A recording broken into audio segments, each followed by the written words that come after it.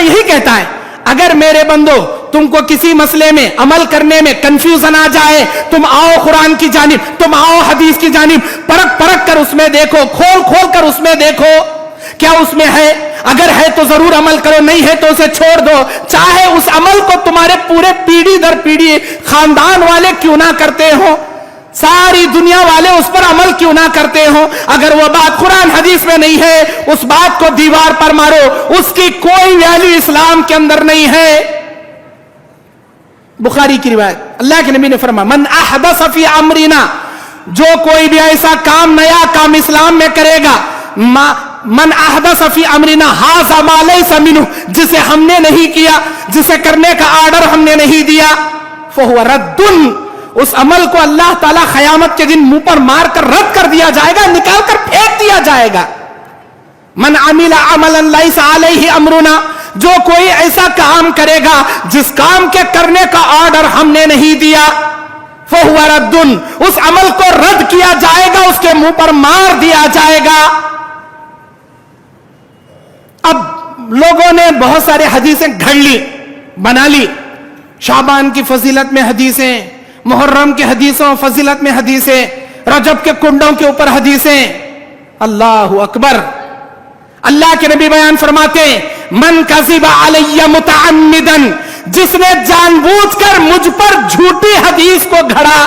جس نے جان بوجھ کر اپنے باپ دادا کے طریقے کو سنت بنا کر مجھ پر لا کر تھوپ دیا، اسے نبی نے حدیث بیان کیا، اسے نبی نے عمل کیا، ایسی بات کا نبی نے آرڈر دیا، جبکہ اس بات کا ہم سے کوئی تعلق نہیں، اس عمل کا ہم سے کوئی لینا دینا نہیں، جس نے ہمارے اوپر جھوٹ باندھا، اللہ تعالیٰ کہتا ہے، اللہ کے نبی بیان فرماتے فقد بوع مقعدہ من النار، اسے چاہیے اپنا ٹھکانہ جہنم کے اندر بنا لے۔ جس نے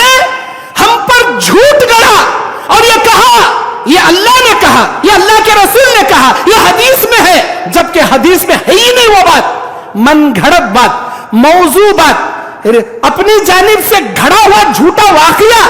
اگر کوئی ایسے واقعے کو لا کر اسلام بنا کر پیش کرے، حدیث رسول کا نام دے دے، مجھ پر جھوٹ بیان کرے،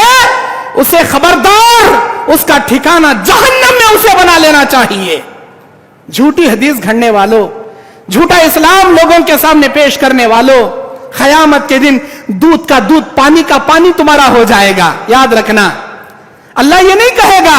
او اہل حدیثوں کہاں ہو، آ جاؤ جنت تمہارے لیے کھلی ہے، اللہ نام لے کر کسی کو نہیں پکارے گا، حنفیوں آ جاؤ، تبلیغیوں آ جاؤ، دیوبندیوں آ جاؤ، بریلیوں آ جاؤ، شافیوں آ جاؤ، مالکیوں آ جاؤ، کسی کا نام ہی نہیں لے گا اللہ وہاں، بس نام لے گا تو دو چیزوں کا،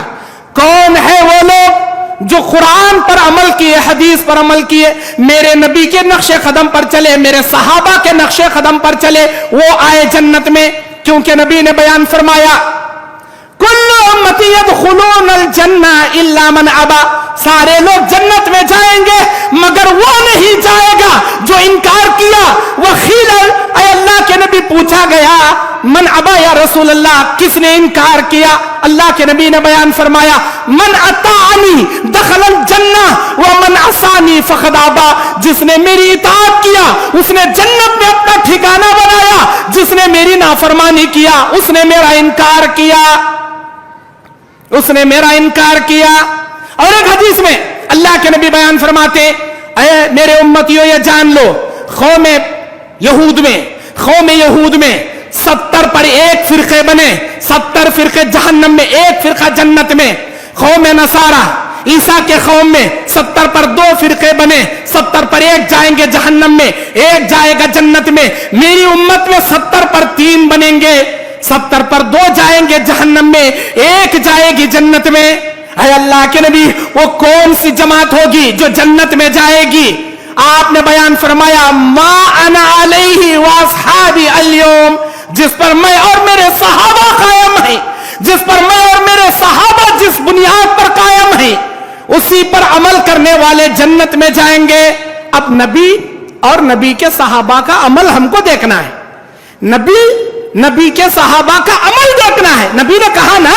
میری امت میں 70 پر 3 فرقے بنیں گے، 70 پر 2 جہنم میں جائیں گے، ایک होगी अल्लाह के नबी? वो जमात कौन सी होगी जो एक जन्नत में जाएगी? नबी ने क्या कहा? जिस पर मैं, मेरे सहाबा आज जिस पर कायम है वो जाएगी जन्नत में। अब मैं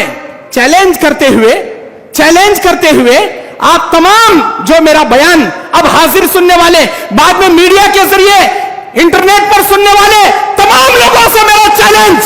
मदीने के गलियों में नबी के जमाने में एक दरगाह बता दो जो आज तुम हर गली गली में दरगाह बनाए बैठे हो। नबी के गलियों में, नबी के जमाने में